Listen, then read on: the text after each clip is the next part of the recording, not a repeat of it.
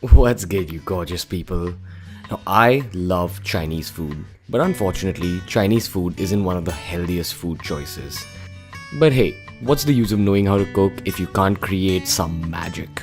And that's why in today's Chinese inspired omelette, we're combining classic Chinese flavors with the goodness of high protein egg. This is my super easy, super delicious stuffed China omelette.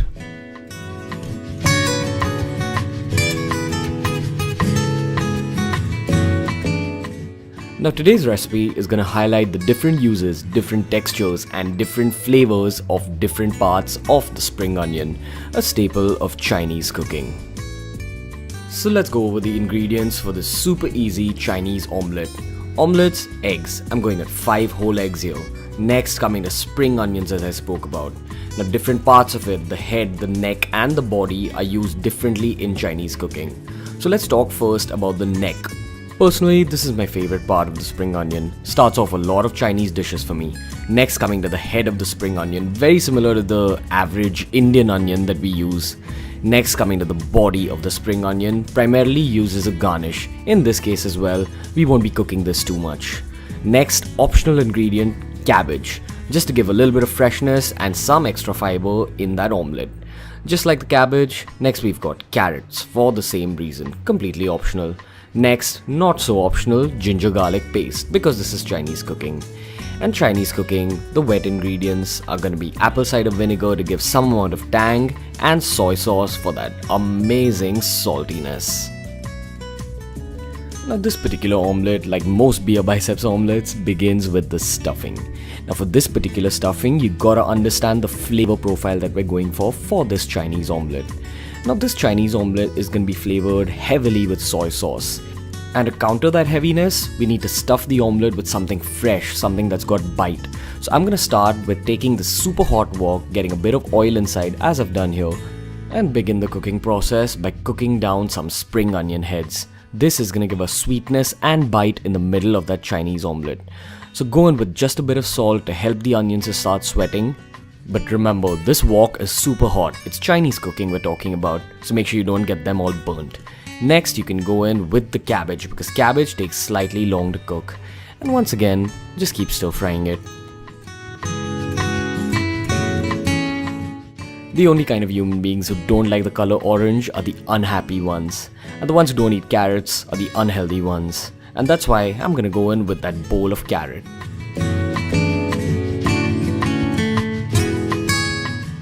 Five minutes of stir frying and we can go in with our secret weapon, apple cider vinegar. Now what this does is that when you mix it with the crunch of the vegetables, it's gonna make that stuffing super crunchy, super tangy and super punchy. This stuffing is gonna serve as a supremely contrasting texture to that depth of umami from the omelette. But now, let's begin work on the omelette of course. 5 whole eggs, like how I'm taking here, with the yolk. And of course, if you're one of those people who's wondering, damn, how's he using yolks? Aren't yolks bad for you? Make sure you watch my video on why egg yolks are one of the best and healthiest food items. So you've got to crack open 5 whole eggs and go in with just a little bit of salt. Go in with lesser than you normally put. Now keep in mind that we're going to be using soy sauce in this recipe and soy sauce is crazily salty, so you don't want to overdo it. Anyway, so once you've got the salt incorporated in the egg wash, make sure you beat the hell out of the egg wash. Whenever you're making omelettes, if you want fluffy omelettes, you gotta beat the hell out of it and incorporate a lot of air. So to begin work on the omelette, let's just go in with about a teaspoon of oil and start work on the necks of the spring onions. Spring onion necks, according to me, are super underrated. I start most of my Chinese dishes with these, and I feel like they give a very light, kind of spice, kind of sweet, kind of very uniqueness of Chinese flavor to these Chinese dishes. So I'm gonna let it lie in that oil for about 2 minutes, just let it sweat out, and that's when I'm gonna go in with my super dry ginger garlic paste. Now when you're working with ginger garlic paste, you gotta make sure that you stir fry it for at least 3 to 4 minutes. There's nothing worse than raw ginger garlic paste in your omelette. So make sure you stir fry it really well. Let all those flavors and all those aromas from the ginger and garlic spread all over your kitchen. And this is when you can kind of deglaze your pan with just a splash of soy sauce. Now, how much you put inside is completely your call, and to be honest, you gotta do this by trial and error. I put in about 1.5 to 2 tablespoons. So once your mixture is cooled down, you put it into your egg wash and then proceed to incorporate all those gorgeous Chinese flavors in that eggy mixture.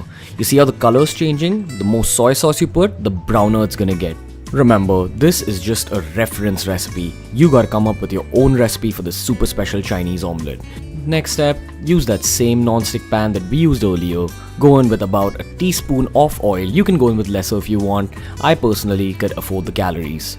So go in with that slightest splash of oil and proceed to pour in your egg wash into that hot non-stick pan, of course. Now when you're cooking with 5 eggs, you gotta remember that there's a lot of liquid we're talking about. So this is how I like cooking it. I like spreading the liquid to the sides of the pan and then using a spatula or a spoon to kind of just fold in the cooked part of the sides of the omelette. This helps in kind of cooking the omelette faster and makes it a little less runny. So after about 5 minutes on a medium flame, you'll see that the base of the omelette is super solid, and this is a great point to go in with that tangy, punchy stuffing that we made earlier. Now personally, how I like doing stuff is I like spreading it all over the omelette equally, because eventually we're gonna try rolling up the omelette.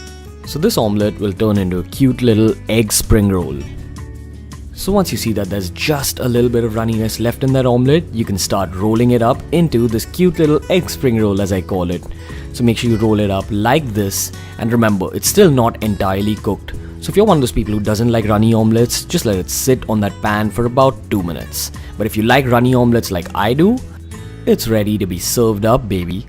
Serve it up just like you'd serve up a spring roll, because that's how I like doing things. So cut it up into these cubes like this, if you want to make it look a little bit fancy. And once it's cut up the way you want it to be cut up, you can garnish it with those fresh spring onion bodies. Now the reason I don't cook it is because I feel like these add a bit of relief to that overall heavy omelette. So you've got the contrasting textures of the omelette, of the stuffing, and of course of these fresh spring onions. Also, I like topping it with just a little bit of chili flakes and sesame seeds. This omelette is one of the best breakfast options you'll ever find. And most importantly, it incorporates Chinese flavors without being unhealthy. And if you think that soy sauce is a little high on sodium, life shouldn't always be about health or healthy food. Once in a while, you gotta give taste the importance. And in this case, the taste is big, the Chinese flavors are big, and you know what else is big? The oh yeah!